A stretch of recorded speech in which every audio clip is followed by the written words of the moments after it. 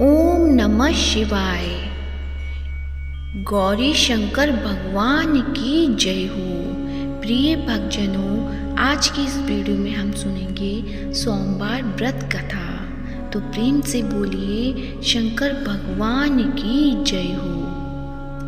एक समय की बात है, भगवान शिव माता पार्वती के साथ भ्रमण करते हुए मृत्युलोक के अमरावती नगर में पहुँचे, जहाँ उस नगर के राजा ने भोलेनाथ का एक विशाल और खूबसूरत मंदिर बनवा रखा था। शिवजी और माता पार्वती उस मंदिर में रहने लगे। एक दिन माता पार्वती ने भगवान शिव से चौसर खेलने की इच्छा जताई।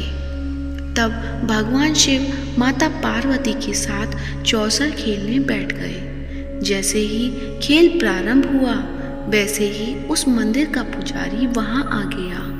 तब माता पार्वती ने पुजारी जी से सवाल किया कि यह बताइए कि इस बाजी में किसकी जीत होगी।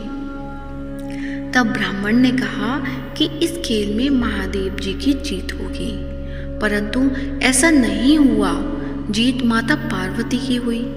माता पार्वती ब्राह्मण के झूठी भविष्यवाणी करने की वजह से क्रोधित हो गई और उन्होंने ब्राह्मण को कोढ़े होने का श्राप दिया। इसके बाद शिव और पार्वती कैलाश पर्वत लौट गए। माता पार्वती द्वारा दिए गए श्राप की वजह से पुजारी कोढ़े हो गया। उसकी ऐसी हालत देखकर नगर के स्त्री पुरुष उससे दूर दूर रहने लगे। नगर के कुछ लोगों ने राजा से पुजारी के कोढ़े होने की बात पूछी।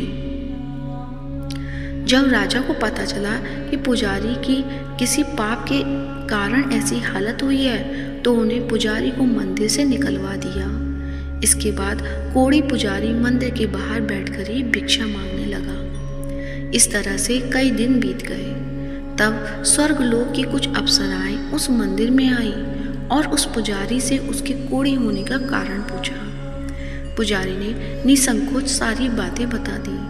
तब अप्सराओं ने पुजारी को 16 सोमवार व्रत रखने की सलाह दी। अप्सराओं ने पुजारी को 16 सोमवार व्रत की विधि बताते हुए कहा कि सोमवार के दिन सूर्योदय से पहले उठना, फिर स्नान आदि से निवृत्त होकर स्वच्छ वस्त्र धारण कर लेना। इसके उपरांत आधा सेर गेहूं का आटा लेकर उसके 3 अंग बनाना।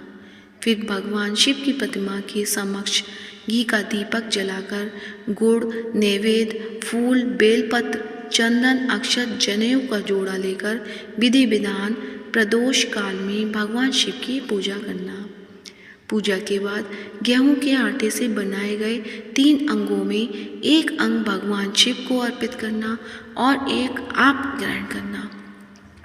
बाकी अंगों को भगवान का प्रसाद मानकर सभी में बांट देना। इस तरह से 16 सोमवार तक व्रत रखना। फिर 17वें सोमवार को एक पाव आटे की बाटी बनाकर उसमें घी और गुड़ मिलाकर चूरमा का प्रसाद तैयार करना। फिर इस प्रसाद का भगवान शिव को भोग लगाकर सभी लोगों में बांट देना। इस तरह से 16 सोमवार व्रत करने और व्रत कथा सुनने से तुम्हारे सारे कष्ट दूर हो जाएंगे। 16 सोमवार व्रत की विधि बताकर अप्सराएं स्वर्गलोक को चली गईं। पुजारी ने अप्सराओं के कहने अनुसार विधि विधान 16 सोमवार व्रत किया। फलस्वरूप भगवान शिव की अनुकंपा से उसका कोढ़ दोष दूर हो गया। राजा ने भी उसे फिर से मंदिर का पुजारी बना दिया। इसके बाद से वह मंदिर में आनंद से अपना जीवन व्यतीत करने लगा। कुछ दिनों बाद जब भगवान शिव और माता पार्वती उस मंदिर में पधारे, तो स्वस्थ पुजारी को देखकर पार्वती जी ने उससे कोढ़ दोष मुक्त से होने का कारण जानना चाहा। तब पुजारी ने उन्हें 16 सोमवार का व्रत करने की सारी कथा बताई। पार्वती जी ने भी पुजारी से इस व्रत की विधि पूछकर 16 सोमवार का व्रत प्रारंभ किया। पार्वती जी ने ये व्रत अपने पुत्र कार्तिकेय के लिए रखा। दरअसल उन दिनों माता पार्वती अपने पुत्र कार्तिकेय के नाराज होकर दूर चले जाने से बहुत दुखी रहती थी। 16 सोमवार का व्रत करते हुए माता पार्वती ने अपने पुत्र कार्तिकेय के लौटने की मनोकामना की। व्रत समापन के तीसरे दिन कार्तिकेय भगवान वापस लौट आए। तब कार्तिकेय ने अपनी माता से पूछा कि माँ, मेरे इस हृदय परिवर्तन के लिए आपने ऐसा कौन सा उपाय किया था जिससे मेरा क्रोध नष्ट हो गया और मैं वापस लौट आया। तब माता पार्वती ने अपने पुत्र की इस व्रत की कथा सुनाई। उस समय भगवान कार्तिकेय अपने एक मित्र ब्रह्मदत्त के परदेश चले जाने से बहुत दुखी थे। इसलिए उन्होंने अपने मित्र के वापस लौटने के लिए 16 सोमवार का व्रत किया। व्रत के समापन के कुछ दिनों के बाद ही उसका मित्र लौट आया। फिर ब्राह्मण ने कार्तिकेय से इस व्रत के बारे में पूछा। तब कार्तिकेय ने अपने मित्र को 16 सोमवार के व्रत की सारी विधि बता दी। फिर उसने भी ये व्रत किया। 16 सोमवार व्रत का समापन करने के बाद ब्रह्मदत्त विदेश यात्रा पर निकल गए। विदेश में राजा हर्षवर्धन की बेटी राजकुमारी गुंजन का स्वयंवर हो रहा था। राजा ने प्रतिज्ञा की थी कि उसकी हथिनी स्वयंवर की माला जिसके गले में डालेगी उसी से उसकी पितृ विवाह करेगी। ब्राह्मण भी राजकुमारी के स्वयंवर में शामिल हो गया। तभी एक सजी धजी हथिनी सूंड में जयमाला लिए वहां आई और उसने ब्राह्मण के गले में जयमाला डाल दी। फलस्वरूप राजकुमारी का विवाह ब्राह्मण से करा दिया गया। एक दिन ब्राह्मण की पत्नी ने पूछा कि हे प्राणनाथ, आपने ऐसा कौन सा शुभ कार्य किए कि उस हथिनी ने सभी राजकुमारों को छोड़कर आपके गले में जयमाला डाली। तब उस ब्राह्मण ने अपनी पत्नी को 16 सोमवार के व्रत की विधि बताई। इसके बाद राजकुमारी ने भी पुत्र की इच्छा से 16 सोमवार का व्रत किया। कुछ समय बाद भगवान शिव की अनुकंपा से राजकुमारी को भी एक सुंदर और स्वस्थ पुत्र की प्राप्ति हुई, जिसका नाम गोपाल रखा गया। बड़े होकर राजकुमारी ने पुत्र गोपाल ने अपनी माँ से पूछा कि माता, मैंने तुम्हारे ही घर में जन्म क्यों लिया, इसका क्या कारण है। तब माता गुंजन ने पुत्र को 16 सोमवार व्रत की महिमा के बारे में बताया। व्रत का महत्व जानकर गोपाल ने भी ये राज्य पाने की इच्छा से ये व्रत किया। व्रत समापन के बाद गोपाल घूमने के लिए अपने नगर के पास ही दूसरे किसी नगर में गया। वहाँ के वृद्ध राजा को गोपाल पसंद आ गया और उसने अपनी पुत्री मंगला का विवाह गोपाल से करा दिया। 16 सोमवार के व्रत करने से ही गोपाल महल में पहुंचकर आनंद से रहने लगा। 2 साल बाद उस वृद्ध राजा का निधन हो गया तो गोपाल उस नगर का राजा बन गया। राजा बनने के बाद भी वह विधिवत 16 सोमवार का व्रत करता रहा और व्रत के 17वें सोमवार को गोपाल ने अपनी पत्नी मंगला से व्रत की सारी सामग्री लेकर वह शिव मंदिर पहुंचने के लिए कहा। लेकिन पत्नी ने अपनी पति की आज्ञा का उल्लंघन करते हुए सेवकों द्वारा पूजा की सामग्री मंदिर में भेज दी। जब राजा ने भगवान शिव की पूजा पूरी की तब आकाशवाणी हुई कि हे राजन, तेरी पत्नी ने 16 सोमवार व्रत का अपमान किया है, इसलिए रानी को महल से निकाल दे, नहीं तो तेरा सारा धन वैभव नष्ट हो जाएगा। आकाशवाणी सुनकर राजा ने रानी को महल से निकाल दिया। इस तरह से रानी भूख की प्यासी उस नगर में भटकने लगी।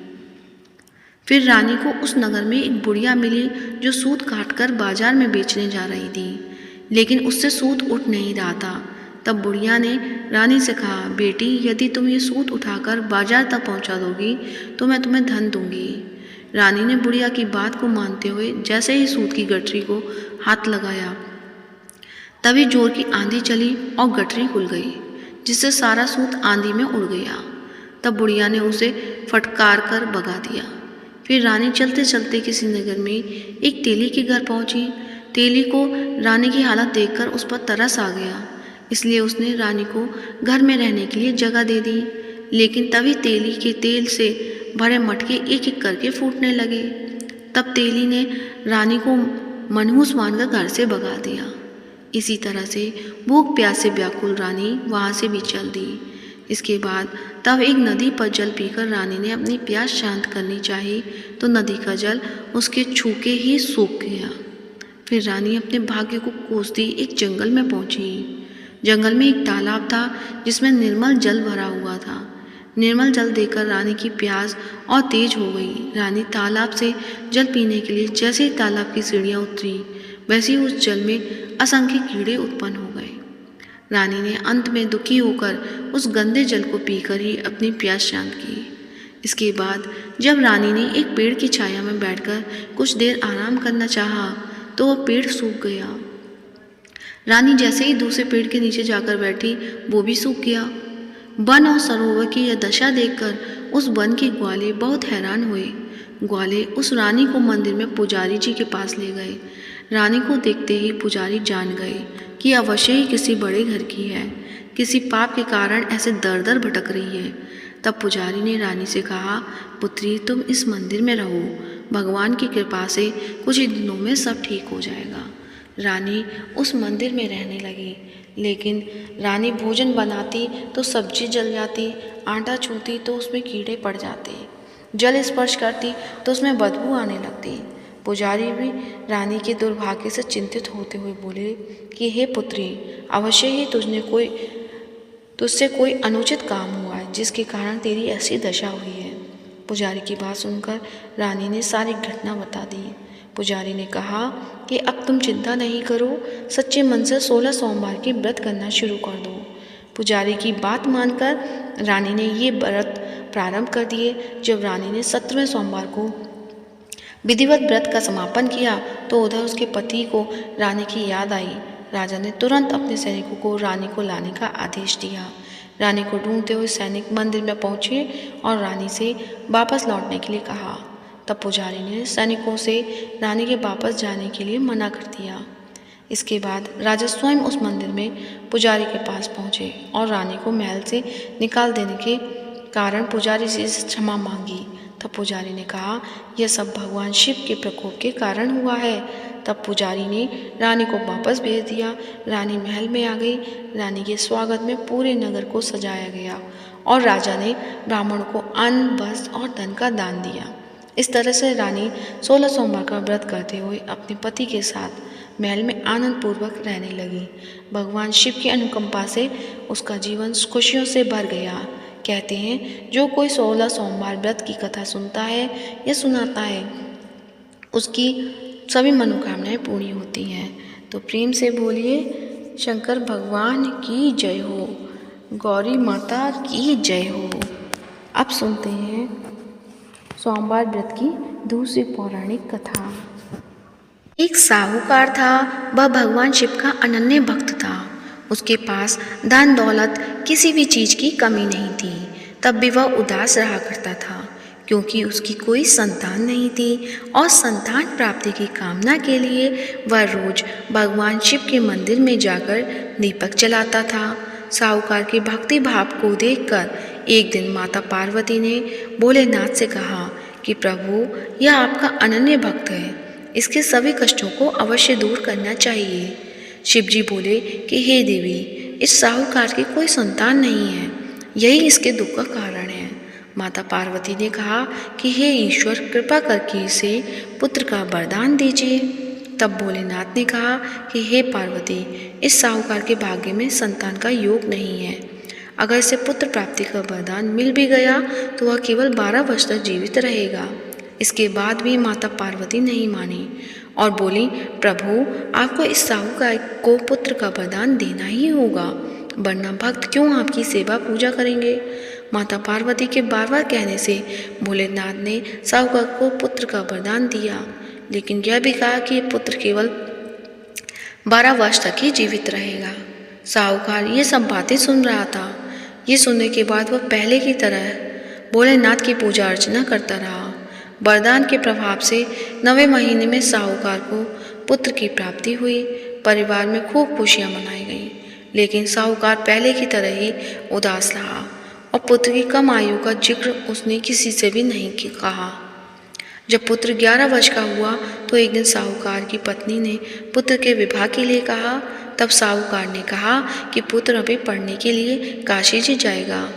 इसके बाद उसने पुत्र के मामा को बुलाया और कहा कि इसे पढ़ने के लिए काशी ले जाओ और रास्ते में जहाँ भी रुकना वह यज्ञ और ब्राह्मण को भोजन कराते हुए आगे बढ़ना। वे दोनों इसी तरह करते हुए जा रहे थे कि रास्ते में एक राजकुमारी का विवाह हो रहा था। जिससे राजकुमारी का विवाह होने वाला था वह एक आंख से काना था। उसके पिता ने जब अति सुंदर साहूकार के बेटे को देखा तो उसने सोचा कि क्यों न इसे दूल्हा बनाकर शादी के सारे कार्य संपन्न करा लिए जाएं। इसके लिए राजा ने मामा को बहुत सारा धन दिया। तब मामा बालक को दूल्हा बनाने के लिए मान गया। इसके बाद साहूकार का बेटा दूल्हा बना और जब विवाह संपन्न हो गया तब जाने से पहले बालक ने राजकुमारी की चुन्नी पर लिखा कि तेरा विवाह मेरे साथ हुआ है, लेकिन जिस राजकुमार के साथ तुझे भेजेंगे वह एक आंख से काना है। इसके बाद वह अपने मामा के साथ काशी के लिए चला गया। जब राजकुमारी ने अपनी चुन्नी पर लिखा हुआ पढ़ा तो उसने राजकुमार के साथ जाने से मना कर दिया। तब बारात वापस लौट गई। उधर मामा और भांजे काशी जी पहुंच गए थे। एक दिन जब मामा यज्ञ की तैयारी कर रहे थे और भांजा बहुत देर तक बाहर नहीं आया तो मामा ने अंदर जाकर देखा तो भांजे के प्राण निकल चुके थे। वह बहुत परेशान हुए, लेकिन सोचा कि अभी शोक मनाया तो ब्राह्मण चले जाएंगे और यज्ञ अधूरा रह जाएगा। यज्ञ संपन्न हुआ तो मामा ने रोना पीटना शुरू कर दिया। तभी भगवान शिव पार्वती उधर से जा रहे थे। तब पार्वती ने शिव जी से पूछा कि हे प्रभु, ये कौन रो रहा है? तब उन्हें पता चला कि ये तो वही साहूकार का पुत्र है। तब पार्वती जी ने कहा कि हे प्रभु, इसे जीवित कर दे, नहीं तो रोते रोते इसके माता पिता के प्राण निकल जाएंगे। तब भोलेनाथ ने माता पार्वती से कहा कि इसकी आयु पूरी हो चुकी है। इसकी आयु इतनी ही थी, लेकिन माँ के बार बार आग्रह करने पर भोलेनाथ ने उसे जीवित कर दिया। तब लड़का ओम नमः शिवाय का जप करते हुए उठा। मामा भांजे दोनों ने ईश्वर को धन्यवाद दिया और अपने नगर को लौटे। रास्ते में वही नगर पड़ा, वहाँ राजकुमारी ने उसे पहचान लिया। तब राजा ने राजकुमारी को साहूकार के बेटे के साथ बहुत सारा धन देकर विदा किया। उधर साहूकार और उसकी पत्नी छत पर यह प्रण करके बैठे थे कि यदि उसका पुत्र सकुशल न लौटा तो छत से ही कूदकर अपने प्राण त्याग देंगे। तभी लड़की के मामा ने आकर साहूकार के बेटे और बहू के आने का समाचार सुनाया, लेकिन वे नहीं माने। तब मामा ने शपथ पूर्वक कहा कि तब दोनों को यकीन हो गया और दोनों ने अपने बेटे बहू का स्वागत किया। उसी रात साहूकार को स्वप्न में शिव जी ने दर्शन देकर कहा कि तुम्हारे पूजन से मैं प्रसन्न हुआ, इसलिए तुम्हारे पुत्र को जीवन दान दिया। मान्यता है कि जो भी इस कथा को पढ़ेगा या सुनेगा उसके समस्त दुख दूर हो जाएंगे और उसकी सभी मनोकामनाएं पूर्ण होंगी। तो प्रेम से बोलिए गौरी शंकर भगवान की जय। अब सुनते हैं भगवान भोलेनाथ की आरती। ओम जय शिव ओमकारा, स्वामी जय शिव ओमकारा, ब्रह्मा विष्णु सदाशिव अर्धांगी धारा। ओम जय शिव ओमकारा, एकानन चतुरान पंचानन राजे, हंसानन गरुणासन वृषवाहन साजे। ओम जय शिव ओमकारा, दो भुज चार चतुर्भुज दस भुज अति सोहे, तीनों रूप निरखता त्रिभुवन जन मोहे। ओम जय शिव ओमकारा, अक्षमाला वनमाला मुंडमाला धारी, चंदन मृग मद सोहे भोले शुभकारी। ओम जय शिव ओमकारा, श्वेतांबर पीतांबर बागांबर अंगे, सनकादिक ब्रह्मादिक प्रेतादिक संगे। ओम जय शिव ओमकारा, करके मध्य कमंडल चक्र त्रिशूल धरता, जग करता जग हरता जग पालन करता। ओम जय शिव ओमकारा, ब्रह्मा विष्णु सदा से जानती अविवेका, प्रणवाक्षण के मध्य ये तीनों एका। ओम जय शिव ओमकारा, त्रिगुण स्वामी की आरती जो कोई नर गावे, कहत शिवानंद स्वामी भजत हरि हरियामी, सुख संपत्ति पावे। ओम जय शिव ओमकारा, पर्वत सोहे पार्वती शंकर कैलासा, भांग धतूरा का भोजन भस्मी में बासा। ओम जय शिव ओमकारा। जटा में गंग बहत है गल मुंडल माला, शेष नाग लिपटावत ओढ़त मृग चाला। ओम जय शिव ओमकारा। काशी में विराजे विश्वनाथ नंदी ब्रह्मचारी, नित उठ दर्शन पावत महिमा अति भारी। ओम जय शिव ओमकारा।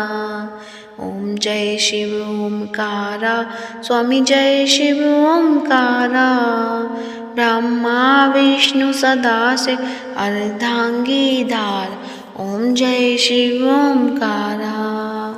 तो प्रेम से बोलिए शंकर भगवान की जय हो। आज की वीडियो अच्छी लगी है तो इसे लाइक कीजिए, ज़्यादा से ज़्यादा शेयर कीजिए और चैनल पे नए हैं तो चैनल को सब्सक्राइब जरूर कीजिए। और कमेंट बॉक्स में भगवान भोलेनाथ की जय हो, माता पार्वती की जय हो, गौरी शंकर भगवान की जय हो अवश्य लिखें। हर हर महादेव।